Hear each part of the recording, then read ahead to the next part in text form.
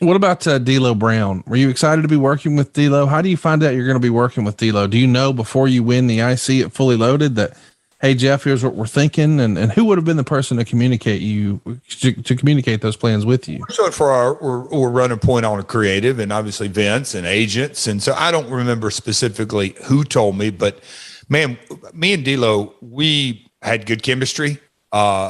At times, really, really good chemistry. When I watched back the SummerSlam match, it was just we gelled well together. So I don't remember who exactly told me, but I was excited. I knew we were going to head in some kind of direction, and I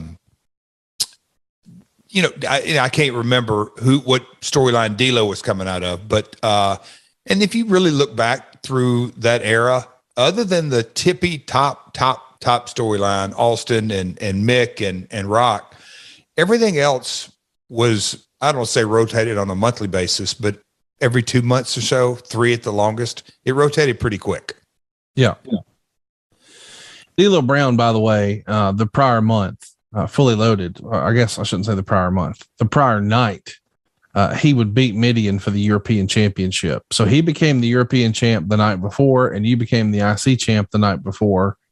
And for what it's worth, Big Boss Man became the hardcore champ the night before, and the Acolytes became the tag champs the night before. So it Fully Loaded. Lots of new champs coming out of that pay-per-view. It Fully Loaded to set up SummerSlam. Gotcha.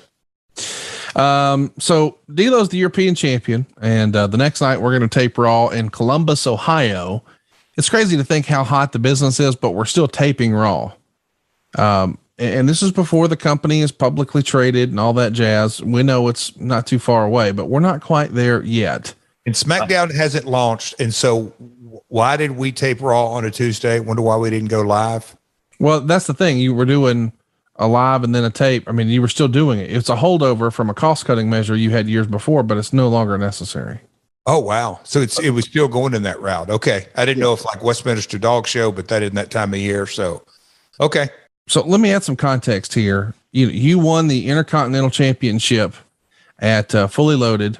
And then, of course, the next day have that interaction with Ben Stiller we were just talking about. But the next day, so 2 days technically after you win the Intercontinental title, it'll air 8 days later, you lose that Intercontinental title to D'Lo Brown.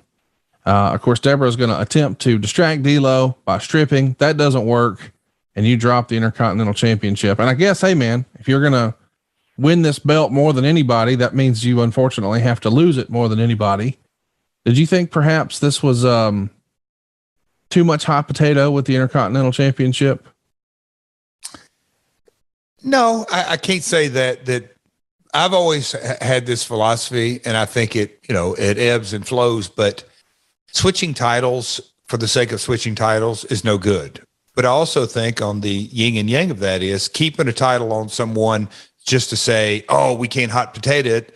I think that can be equally as a damage. So I've always had the mindset, switching titles, changing titles are really on a case-by-case basis. I don't necessarily like to use the term in a believable manner, but I think in the right situations, and again, the 6 Ps I think is so accurate, not just in the wrestling industry, but in life.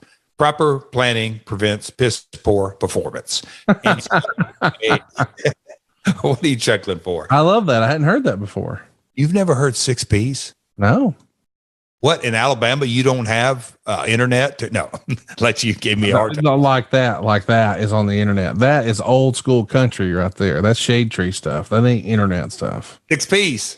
Yeah. Proper planning. But I do believe that in our industry, having a plan in place, and you're going to have injuries, you're going to have substitutions, you're going to have missed flights, you're going to have talent alter things, but a guidepost is absolutely, you got to know where you've been and where you're going, and you're going to have bumps along the road. But like I said, switch titles no good, but the plan in place, the underlying current was always going to be, I'll say always, but there was a running belief that me and China were going to hook up, and she was going to be the first women intercontinental champion. You already knew that by this point. I think there was chatter as I've reflected on this. I know there were I don't know exactly when, but me becoming intercontinental champion, starting that program, the what we just went over with the puppies and just that whole direction, the quarter hours. I'm sure Keller or Powell or Dave or whatever, the quarter hours were good. The package of that was rolling along. So I can't say exactly when, but that was the direction we were headed.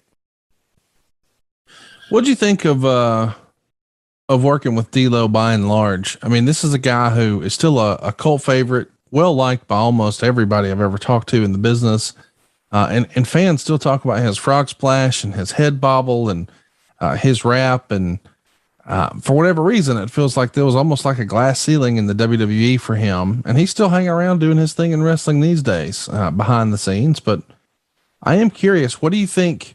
Was it just the roster was so loaded at the time? There wasn't an opportunity for a guy like that? Did he not have the right look that Vince was looking for? What kept D'Lo from not being the semi-main, but being the actual top dog in the WWE? Love old AC Connor. That's, he worked for us at TNA and he's there now. We go way back, but we always had good chemistry. But you've hit the nail on the head, in my opinion. When you look at the Nation of Domination, and D'Lo and the head shake, he really stood out. Obviously, The Rock was coming into his own. But so you had that era, and I'm going to be probably wrong on dates, but 96, 97, DX was forming, the Berwick was Nation of Domination, lots of moving parts, the Attitude Era, different things, the oddities. There was just so much talent. Mark Henry, a young Mark Henry was coming onto the scene. So I think more than anything, just so much talent, lots of moving parts. I can't say that he was even given an opportunity. So I don't want to say that D'Lo's verbal skills weren't there. His mannerisms was great. His personality was great, but I can't really say, I remember when D'Lo Brown did that promo. Remember that promo? Well, Rock was the talker out of that group, so he wasn't really given that opportunity to talk. And as we all know, that's what you talk them into the building or talk them out. But that, the in-ring action doesn't necessarily move the needle. It's talking him in, and nowadays it's morphing into the video components and so much video presentation as opposed to old school standing by the ring or Memphis, Tennessee or Raw in rings back in the day, literally talking them into the building. But D'Lo, phenomenal talent.